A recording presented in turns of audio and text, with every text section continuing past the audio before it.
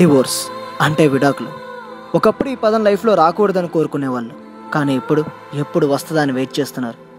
Relation అనేది ఒక dictionary అయితే డివోర్స్ అనే పేజీని చింపిపడేయాలి. అప్పుడు గొడవలు అయితే సొల్యూషన్ కోసం చూస్తారు, కానీ ఎంత వెతికినా డివోర్స్ అనే పేజీ కనపడదు.